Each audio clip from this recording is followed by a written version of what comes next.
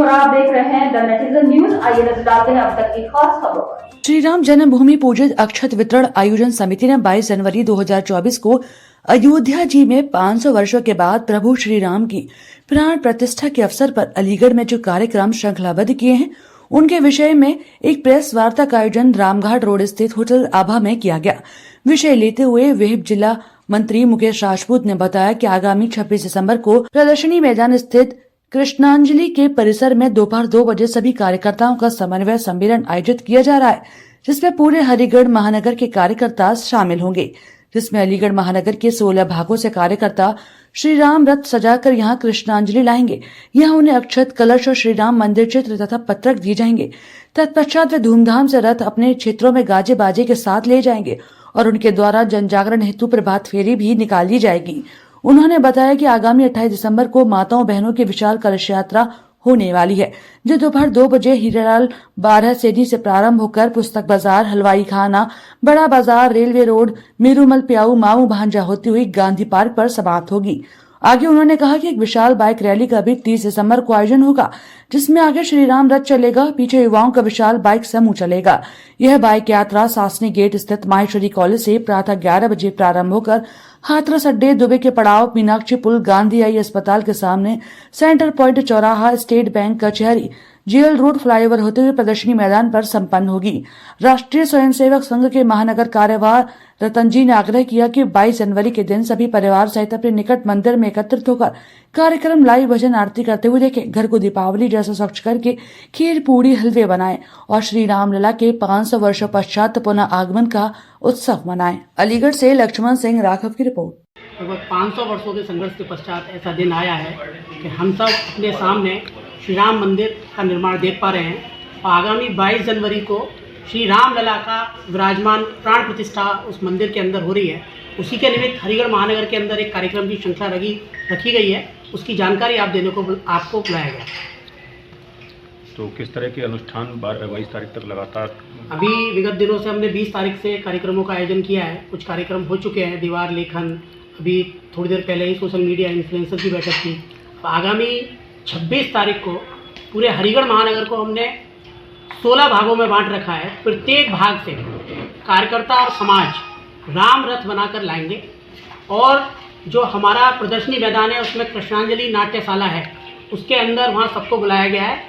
वहाँ पर जो अयोध्या से अक्षत आए हैं और जो कुछ लिटरेचर आया जो आपको यहाँ दिखाया जाएगा वो उन कार्यकर्ताओं को दिया जाएगा। अपनी अपनी बस्ती में उन रथ यात्राओं को लेकर जाएंगे और आगामी 1 जनवरी से 15 जनवरी के बीच घर घर कार्यकर्ता उन अक्षत के माध्यम से यह निमंत्रण लेके जाएंगे कि अपनी सुविधा अनुसार 22 जनवरी के बाद हम राम मंदिर के दर्शन करने जाएंगे। 22 जनवरी को कितने लोग अयोध्या से जा रहे हैं मंदिर दर्शन के लिए? 22 जनवरी की एक निश्चित सूची है जो श्री राम जन्मभूमि तीर्थ क्षेत्र के द्वारा उनको बुलाया गया है। अलीगढ़ से 3 नाम हैं जिनके लिए सूचना आई है। 22 जनवरी को सामान्य लोगों को नहीं जाना है।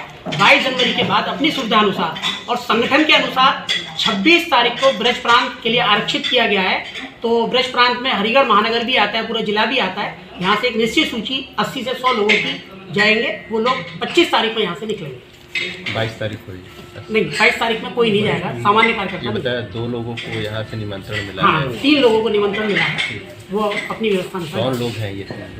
हाँ, उद्योगपति के रूप में श्री हरिप्रकाश गुप्ता जी, हिक्स थर्मामीटर, और एक औद्योगिक क्षेत्र से एक और हैं अपने सज्जन श्री सतीश शर्मा जी, मनीष इंटरनेशनल, सतीश गौड़ जी, जिन्होंने राम मंदिर के लिए बलिदान किया है, उनके परिवार से किसी लोगों को? हाँ, उनको ले जाने की जो व्यवस्था है वो 26 तारीख का जो दिन नियत किया गया है उसमें उनको लेके जाया जाएगा। हरिगढ़ महानगर से मैं एक नाम बता दूं, हरिगढ़ जिले से एक नाम है स्वर्गीय श्री भगवान सिंह जी, जो गोंडा क्षेत्र के रहने वाले थे। जिस समय पर 92 जब हत्याकांड हुआ था, गोली कांड हुआ था तत्कालीन सरकार के द्वारा, उस समय वो उनका बलिदान हुआ। भगवान सिंह जी, उनका परिवार यहाँ से जाएगा। उनको ले देखिए, पहले तो 2 शब्द मैं कहूँगी कि उम्मीदें मुस्कुरा उठी, तमन्ना मुस्कुरा उठी। और जैसे ही रामलला अयोध्या मंदिर में विराजमान होने जा रहे हैं तो ये पूरी भारतवर्ष की नगरी मुस्कुरा उठी, पूरे भारतवर्ष की नगरी मुस्कुरा उठी। इससे बड़ा परम सौभाग्य हम सब भक्तों का क्या होगा।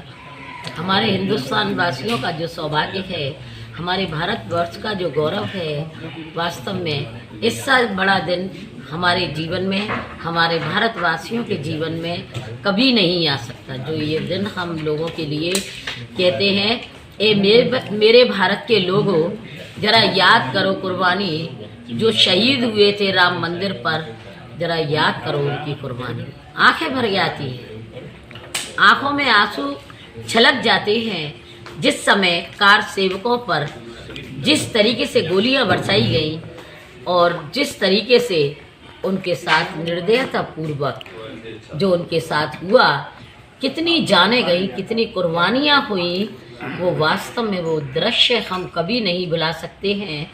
वो दृश्य हमने देखा है। तो किस तरीके से इन कुर्बानियों के बाद आज हमारे भगवान श्री मर्यादा पुरुषोत्तम राम आज अपने मंदिर में गृह, जिसमें तो गृह निवासी कहूँगी, वहाँ पर विराजमान होने जा रहे हैं। तो इससे बड़ा सौभाग्य का विषय हम भारतवासियों के लिए नहीं हो सकता। अच्छा, सपा और कांग्रेस वाले कह रहे हैं कि उनको निमंत्रण नहीं मिला है, तो इस पे क्या कहेंगे? जो है क्या उन लोगों को? देखिए, मुझे ज़्यादा कहने में संकोच भी नहीं होगा। मैं बस इतना कह देना चाहती हूँ, निमंत्रण उन्होंने कम से कम वो याद कर लें दृश्य को। गोलियां चलवाई सरकार उन्हीं की थी,